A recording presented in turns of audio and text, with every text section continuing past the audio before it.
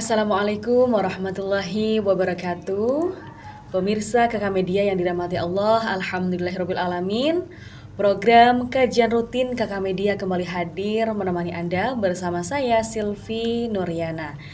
Dan perlu diketahui bersama pemirsa bahwasanya perkembangan merupakan hal yang tidak dapat dihindari, terutama bagi kita manusia yang sedang berjalan di jalan yang benar. Susahnya dalam menentukan materi yang benar dan salah menjadikan sebuah dilema yang mendalam bagi diri masyarakat, terutama pada kaula muda yang masih labil dalam berpikir. Orang tua dan guru yang seharusnya bisa menjadi pembimbing, sekarang telah tergantikan oleh media massa. Dan bagaimana kita dalam menghadapi zaman sekarang, dan pada kesempatan kali ini kita akan belajar bersama dan mengkaji mengenai zaman bersama Ibu Halila Mukaromah STHI MHum yang sudah hadir di sebelah saya. Assalamualaikum Ibu. Waalaikumsalam. Ya, kabar sehat, kabar baik? Alhamdulillah sehat. Alhamdulillah sehat baik ya.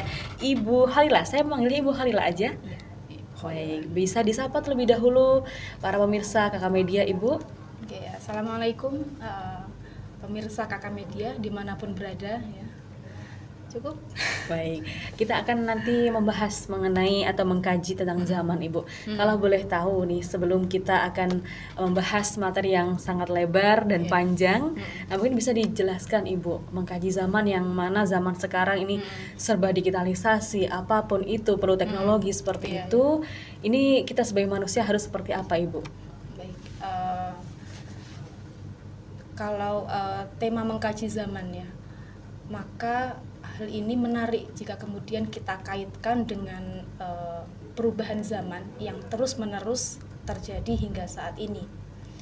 Nah, perubahan zaman ini ditandai dengan perubahan peradaban yang merupakan hasil dari perkembangan dan kemajuan ilmu pengetahuan dan teknologi.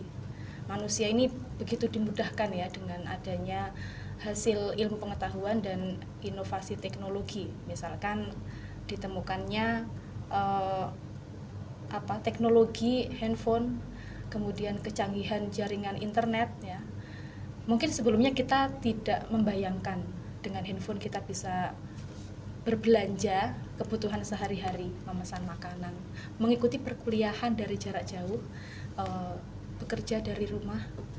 Kemudian bahkan teknologi ini juga menyediakan sumber pengetahuan yang kita butuhkan, termasuk ya menjawab persoalan umat. Namun dari sekian banyak dampak positif, kita harus waspada ya terhadap sisi lain dari kemajuan ini. Ibaratnya teknologi itu seperti pisau, kemanfaatannya itu tergantung pada siapa yang menggunakannya. Mungkin itu, Mbak. Baik, materi yang sangat luar biasa ya Bu ya mengenai atau pengkajian zaman ini sangat luar biasa. Pemirsa bahwasanya di zaman sekarang teknologi itu berkembang sangat pesat Ibu seperti itu nggih.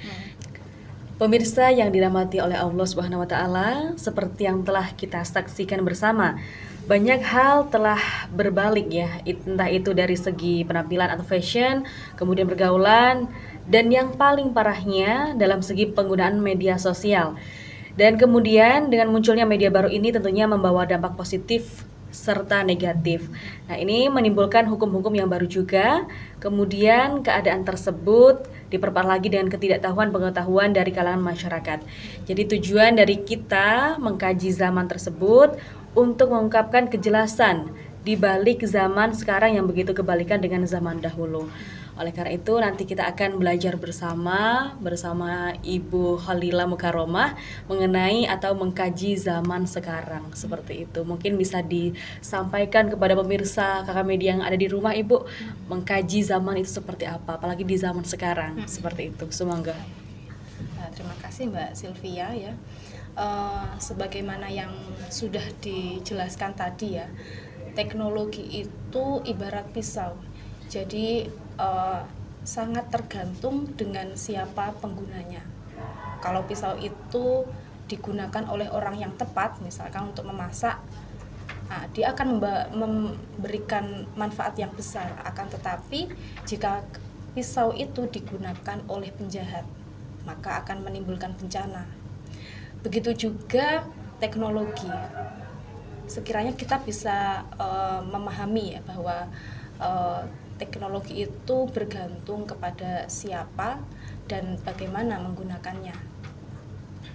Nah, salah satu kaidah yang dikenal di kalangan pesantren ini mungkin relate sekali ya, yang berbunyi al-muhafadzatu 'alal qadimi sholih wal akhdhu bil jadidil aslah, yakni dengan merawat atau memelihara hal-hal yang lama, tradisi lama itu tetap dipelihara, dan kemudian hal-hal yang baru itu yang lebih baik bisa kita ambil. Nah, begitu juga lah kita menyikapi teknologi. Jadi di tengah kehadiran teknologi, di tengah-tengah tradisi dan budaya nenek moyang kita, kemudian di tengah ajaran agama yang kita anut selama ini, tetap bisa kita terima jika memang memberikan kemanfaatan bagi kita. Dalam salah satu kalimat bijak ya, menyebutkan bahwa dengan teknologi hidup menjadi mudah, dengan seni hidup menjadi indah, dan dengan agama hidup menjadi terarah.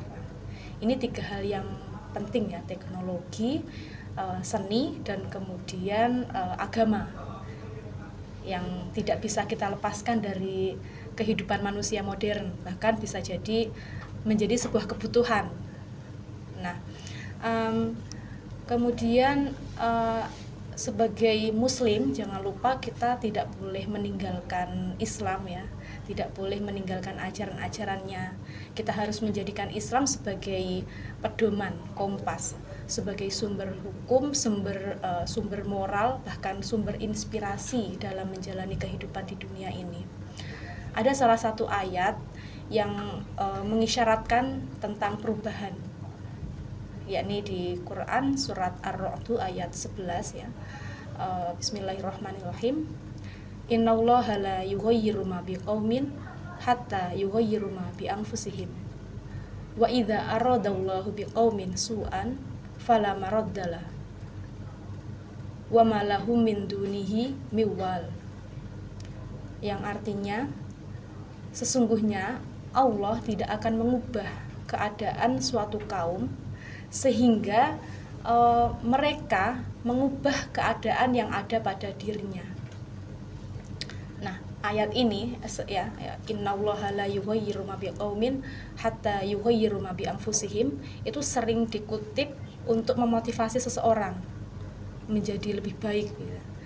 Mereka memaknai bahwa Allah akan mengubah nasib seseorang menjadi lebih baik asalkan dia mau berusaha dengan jerih payahnya. Padahal pemahaman seperti ini bisa jadi problematik ya. Kenapa? Karena di masyarakat kita kerap ya mengetahui bagaimana seseorang itu membanting tulang, mengusahakan sesuatu itu mati-matian. Demi apa? Demi mengubah nasib. Dan bagaimana?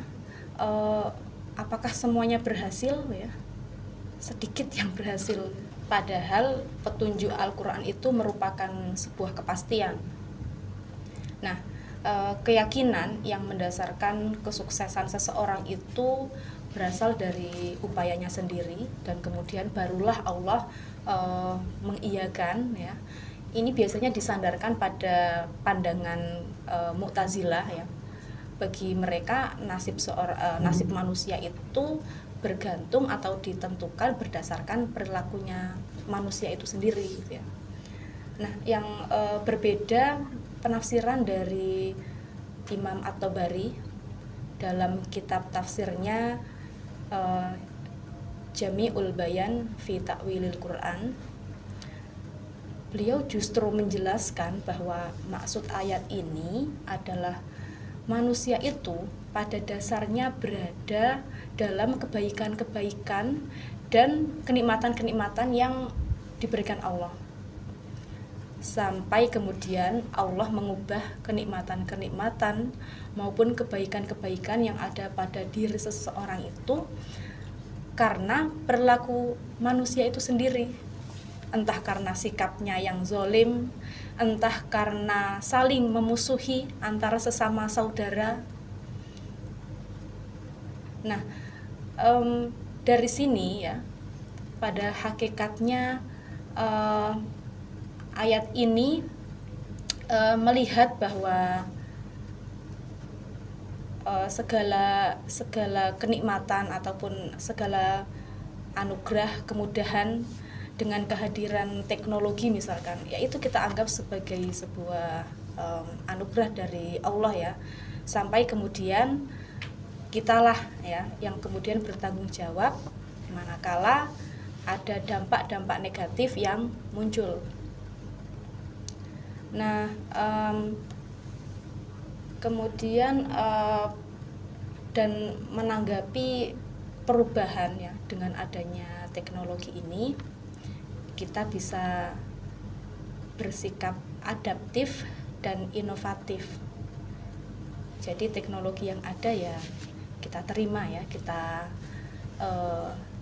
harus menyesuaikan diri dengan perubahan yang ada, dan kemudian kalau perlu malah kita bersikap inovatif dengan cara terus belajar dan kemudian menggunakannya, memanfaatkannya sehingga teknologi baru ini bisa tetap ya membawa kebaikan-kebaikan dan bisa menjadi kenikmatan yang tidak berubah menjadi sebuah keburukan tadi gitu ya. Nah, kemudian kaitannya dengan bagaimana kemudian kita harus menyikapi ya, perubahan yang ada di era teknologi, perkembangan teknologi digital ini ya. Ada 2 ayat lagi yang menurut saya harus menjadi pegangan bagi seorang muslim. Yang pertama ya, firman Allah, Bismillahirrahmanirrahim, ya ayyuhalladzina amanu qu anfusakum wa ahlikum naron wa quduhan nasu wal hijarah.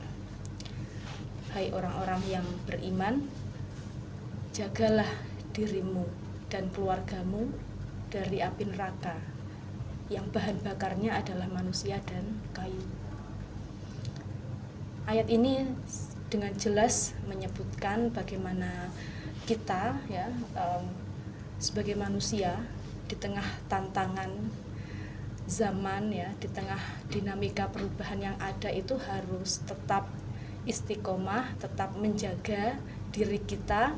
Kemudian kalau kita sudah berkeluarga maka kita juga bertanggung jawab terhadap keluarga, bukan hanya kepala keluarga ya yang bertanggung jawab. Sebagai seorang ibu itu juga bertanggung jawab mendidik anak-anaknya bersama dengan ayah, kemudian kakak menjaga adiknya, jadi bersama-sama. Nah, hal-hal yang menjurus atau mengantarkan seseorang ke neraka ini bisa ada banyak hal ya yang bisa kita lihat sekarang, dampak-dampak negatif itu atau realitas yang bisa kita temui, di mana kita sekarang hidupnya bukan hanya di dunia nyata ya, kita juga hidup di dunia maya. Kerap kali kita menemukan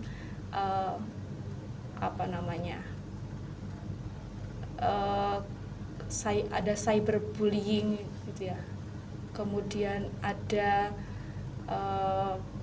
paham-paham radikalis atau ekstremis ya yang disebarkan lewat media sosial, misalkan ada pornografi, ada predator anak ya. Ini hal-hal negatif yang muncul ketika kita bersosialisasi di dunia maya. Nah, ini harus kita sadari. Kalau sebagai orang tua ya kita harus tahu ya, bukan kemudian kita bersikap antipati, tidak mau tahu atau melihat bahwa teknologi itu negatif semua. Karena seperti yang dikatakan tadi bahwa teknologi itu tergantung siapa yang menggunakan dan bagaimana memanfaatkannya. Nah, kemudian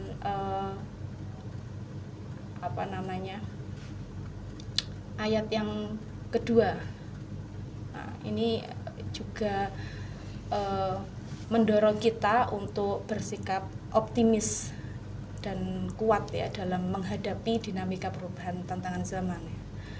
Firman Allah, Bismillahirrahmanirrahim, wal yakhshal ladzina law taraku min khalfihim dzurriyyatan dhi'afan khafu 'alaihim falyattaqullaha wal yaqulu qawlan sadida.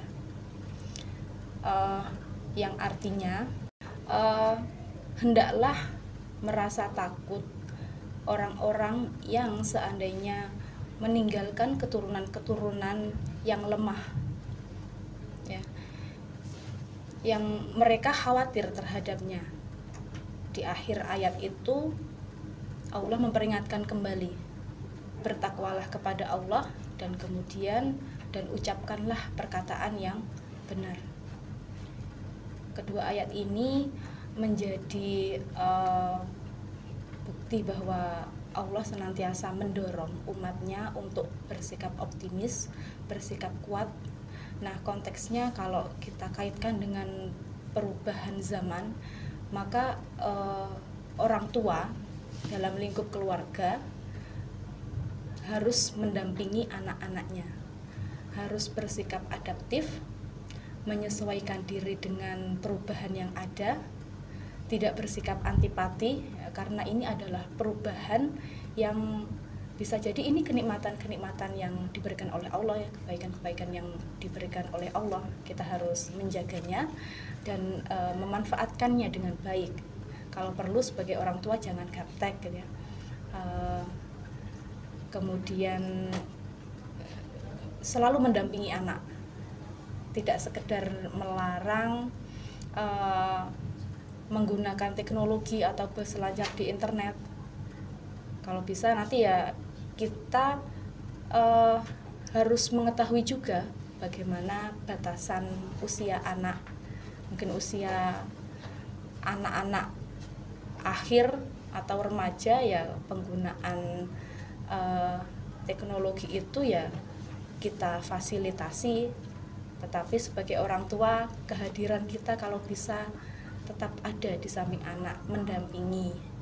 Bahkan kalau bisa teknologi itu menjadi media untuk memperekat hubungan keluarga ya, dengan misalkan melihat film-film yang edukatif ya, yang ya sekiranya nanti bisa membawa kemaslahatan bagi anak, bagi masa depannya, agar menjadi anak yang kuat, optimis, kemudian adaptif, inovatif terhadap perkembangan zaman. Mungkin itu Mbak Sylvia ya. Baik, Masya Allah, tabarakallah. Pemirsa, sudah dipaparkan ya oleh Ibu bagaimana cara kita menghadapi perkembangan teknologi saat ini. Kita harus adaptif dan memanfaatkan dengan baik ya Ibu ya. Karena dengan begitu kita dapat mencapai derajat yang sangat luar biasa juga ya, menurut ridha Allah juga. Ya, tadi sudah disampaikan secara masif bagaimana peran orang tua dan kemudian bagaimana kita menghadapi era kemajuan teknologi seperti sekarang ini ya Ibu ya. Dan di segmen kali ini pemirsa kita akan membahas atau menanggapi tentang problem solving ya, beberapa permasalahan yang kita hadapi sekarang ini dan dikaitkan dengan agama Islam seperti itu. Dan yang pertama Ibu ini mengenai permasalahan ataupun mengenai musik. Nah ini menurut pandangan Ibu Khalila, bagaimana musik zaman sekarang dalam pandangan kaum muslim Ibu? Apakah nanti seperti apa? Itu mungkin bisa disampaikan Ibu. Baik, sebagaimana yang saya sampaikan tadi ya, antara teknologi kemudian seni dan agama itu menjadi hal yang penting bagi manusia modern. Tadi teknologi membuat hidup kita menjadi mudah, seni itu membuat hidup kita menjadi indah ya, berwarna, dan agama membuat kita terarah. Nah, seni sendiri itu merupakan fitrah manusia ya. Jadi seni di bidang musik itu adalah fitrah, dan Islam sebagai agama itu sangat menghormati fitrah manusia. Jadi tidak mungkin bertentangan dengan fitrah manusia. Sehingga menurut saya sah-sah saja untuk dikembangkan. Misalkan teman-teman ini ada yang memiliki bakat dan minat di bidang musik, ya dikembangkan. Nah, bagaimana kemudian pandangan ulama mengenai musik ini yang kemudian memang terdapat pro kontra ya, sudah dari zaman klasik. Misalkan ada ulama yang membolehkan, ya, jadi mutlak membolehkan. Ada juga yang memakruhkan dan yang mengharamkan. Seperti halnya Imam Al-Ghazali dalam kitab Ihya Ulumuddin, beliau mengkhususkan satu bab untuk membahas seni suara dan musik. Jadi beliau ini termasuk ulama yang membolehkan ya, secara mutlak. Salah satunya didasarkan pada kaidah asal bahwa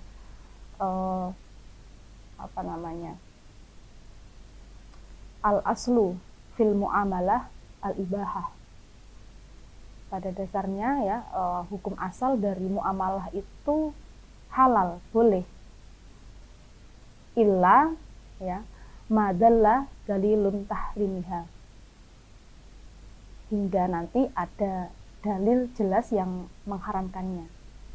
Jadi musik ya sebagai bagian dari seni, dan seni ini merupakan fitrahnya manusia, itu boleh. Ini termasuk, seni ini masuk dalam aspek muamalah ya dalam Islam. Tetapi kemudian bagaimana dengan ulama yang lain? Nah, ada sejumlah ulama seperti Imam Syafi'i, Imam Maliki dan Hanafi yang memang mengharamkan musik atau makruh sampai haram ya. Tapi sebenarnya kemakruhan dan keharaman itu bukan pada musiknya, tetapi hal-hal yang mengitari musik. Misalkan seseorang itu mendengarkan musik dengan minum khamr.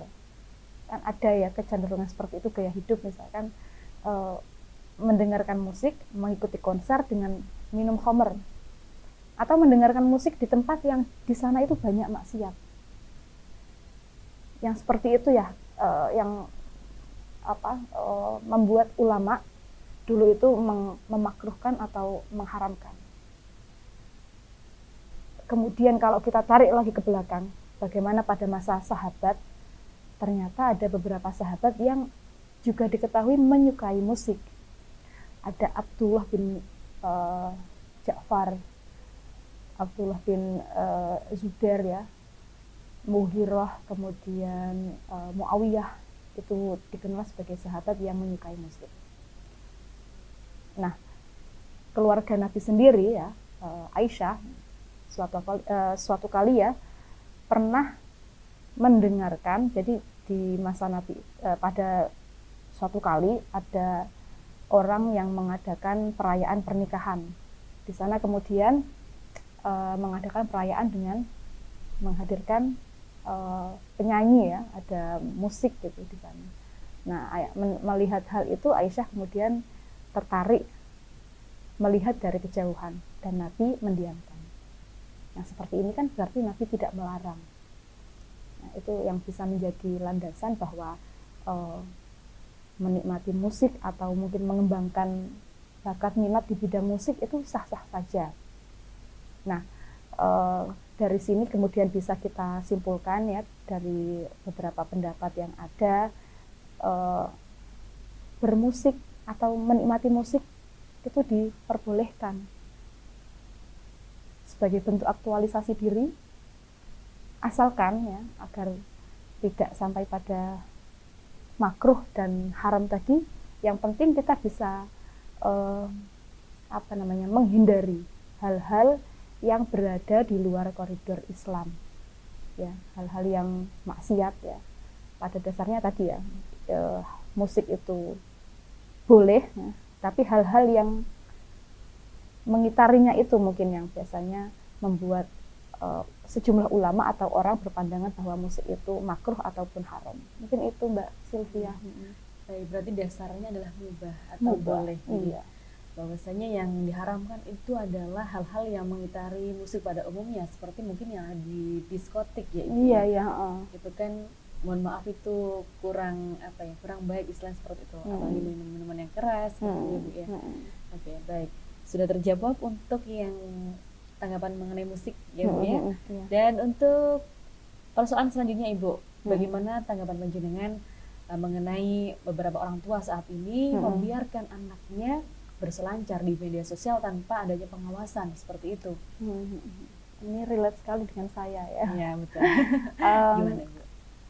Jadi sebagaimana yang saya sampaikan tadi ya, teknologi itu tidak bisa mentah-mentah kita tolak atau sebagai orang tua kita bersikap antipati terhadap kehadiran teknologi di era perubahan ini. Tadi kata kuncinya kita bersikap adaptif ya, kita menyesuaikan diri bahwa zaman memang sudah berubah. Ada teknologi yang kemudian hadir di tengah-tengah kita, dan tujuan kehadiran teknologi ini pasti sebenarnya mempermudah manusia, kemudian mendatangkan kemaslahatan atau kebaikan. Nah, akan tetapi memang dampak negatif itu juga mengintai kita, di mana di media sosial ataupun di dunia maya itu ada orang-orang yang mungkin tidak semuanya baik. Nah, maka kita sebagai orang tua untuk menyiapkan generasi yang kuat ya, yang tangguh, tidak meninggalkan generasi yang lemah tadi ya, karena itu tidak disukai oleh Allah. Dan kita juga harus menjaga keluarga kita dari hal-hal yang bisa mengantarkan ke neraka.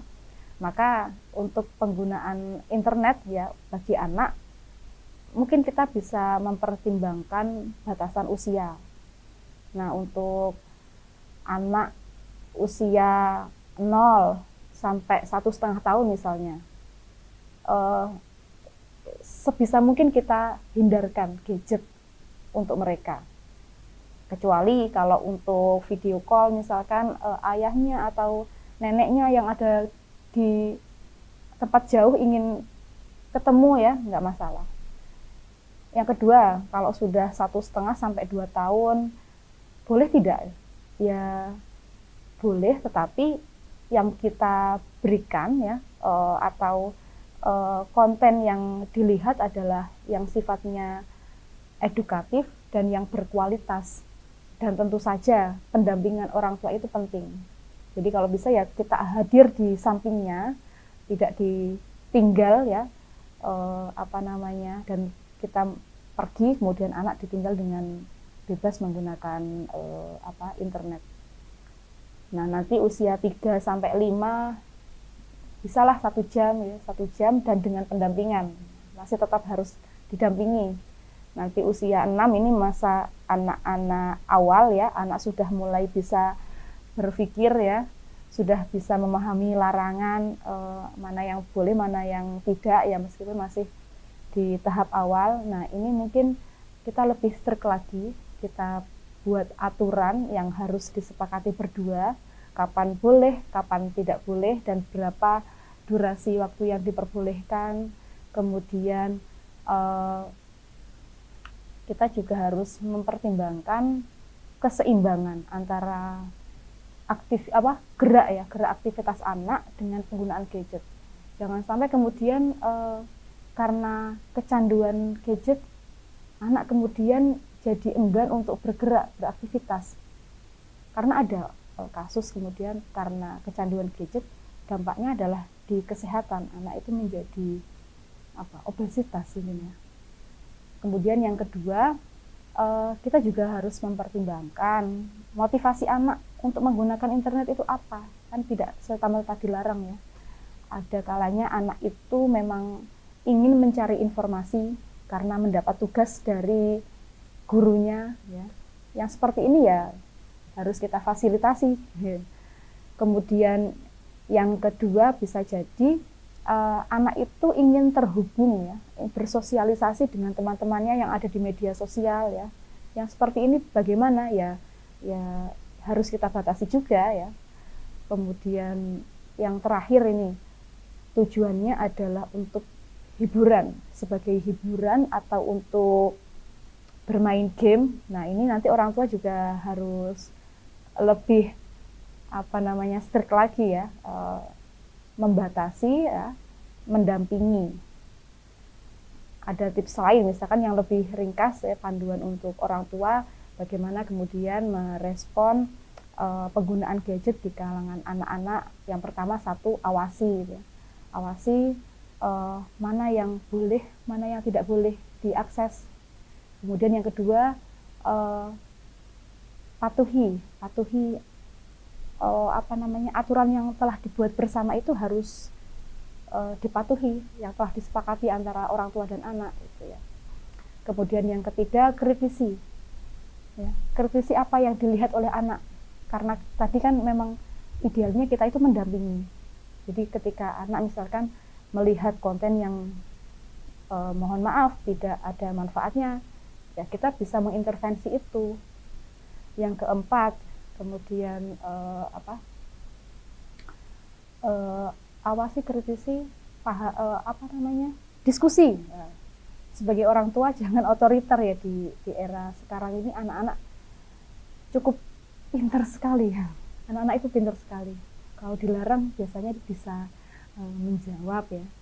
Nah, kalau bisa anak itu kemudian tidak hanya dilarang tapi diajak berdiskusi, berkomunikasi. Mengapa tidak boleh, mengapa boleh, dan yang terakhir nikmati. Nah, ini bagaimana kemudian menggunakan internet ya bersama anak untuk tujuan-tujuan edukatif yang ini kan bermanfaat bagi orang tua dan juga anak. Mungkin itu Mbak Sylvia ya. Ya, baik. Berarti bagaimana cara orang tua itu untuk memanajemen ya, bagaimana di usia sekarang, di usia berapa tahun boleh mengkonsumsi gadget dan di waktu apa saja yang boleh untuk menggunakan gadget itu ya. Seperti itu nih. Dan untuk yang terakhir ini Bu ya. Bagaimana sih cara untuk memotivasi diri kita agar diri kita senantiasa di jalan yang lurus dalam situasi perubahan zaman yang sedemikian rupa ini, Bu? Menyikapi perubahan zaman tadi ya, kita mungkin berangkatnya dari bahwa teknologi itu memudahkan. Teknologi ini kenikmatan dan anugerah dari Allah ya. Kita kesampingkan dulu yang negatif, tapi kita melihat teknologi itu hal yang positif yang kemudian harus kita jaga, kita manfaatkan dengan baik. Kita harus adaptif dan sekali lagi inovatif. Kemudian perbanyak literasi digital ya. Sebenarnya anak-anak sekarang juga sudah mulai melek literasi digital, mengenali bahaya-bahaya yang bisa ditemukan di internet, dan kemudian kita tetap harus konsisten untuk memegang ajaran takwa tadi yang di akhir tadi, falyattaqullaha walyaqulu qaulan sadidan. Bertakwalah dan ucapkanlah perkataan yang baik. Kalau kemudian kita kaitkan dengan sebuah hadis ya, al muslimu man salimal muslimuna min lisanihi wa yadihi. Hadis ini bisa menjadi pegangan bagi kita, pedoman bagi kita. Jangan sampai kemudian ketika kita berselancar atau bersosialisasi di dunia maya, kalau bisa kita menjaga diri kita lah, itu paling minimal ya. Jangan sampai kita membuat muslim lain atau orang lain itu merasa dalam bahaya. Kita harus membuat orang lain itu selamat dari bahaya yang ditimbulkan oleh mulut kita ataupun tangan kita. Ya mungkin itu yang bisa kita lakukan. Hati-hati Ibu ya. Karena dulu sempat ada kutipan Ibu ya, bahwasanya kalau mulutmu adalah harimaumu. Nah, itu dia. Tetapi sekarang dengan kemajuan teknologi yang sangat luar biasa, ini tanganmu menjadi harimaumu juga. Jadi menurut tadi penjelasan dari Ibu Khalila bahwasanya di zaman perkembangan teknologi yang sedemikian rupa sekarang, harus senantiasa berhati-hati ya, apalagi dengan menyebarnya berita hoax ya Bu ya. Iya. Harus senantiasa bertabayun. Iya, benar. Mengecek apakah ini berita yang benar, apakah berita ini yang salah, seperti itu. Dari penjelasan Ibu mungkin ada pesan yang ingin disampaikan kepada pemirsa Kakak Media yang ada di rumah. Semoga. Dalam menghadapi perubahan zaman dan perubahan dalam segala aspek ya, yang begitu cepat dan begitu kompleks, kita wajib, kita harus meningkatkan kualitas dan mutu kita, baik secara fisik, secara intelektual, secara spiritual ya, secara moral dan secara sosial. Dan sebagai muslim yang baik, tetap konsisten memegang takwa. Ya, kita tetap harus konsisten menjalankan apa yang diperintahkan oleh agama dan semaksimal mungkin menghindari hal-hal yang bisa mengarah pada kemaksiatan. Yang seperti itu mungkin yang bisa saya sampaikan, Mbak Sylvia. Insya Allah, tabarakallah, sangat luar biasa pemirsa ya. Jadi dari apa yang disampaikan oleh Ibu, bahwasanya di era kemajuan teknologi seperti sekarang ini, marilah kita bersama-sama untuk memanfaatkan teknologi dan peluang yang ada untuk meraih ridha dari Allah Subhanahu wa taala. Ya, Ibu. Baik, pemirsa, diucapkan juga terima kasih kepada Ibu Khalila yang telah sharing informasi pada hari ini. Semoga berkah barokah Ibu. Sama-sama Mbak Sylvia. Iya. Baik, pemirsa, itulah tadi ya kajian rutin bersama Kakak Media dengan narasumber Ibu Khalila Mukarramah. Semoga bermanfaat dan berkah bagi kita semuanya. Baik pemirsa, cukup sekian untuk program kajian rutin bersama Kakak Media hari ini. Semoga bermanfaat. Saya Sylvi Nuriana beserta kru yang bertugas pamit undur diri. Wassalamualaikum warahmatullahi wabarakatuh.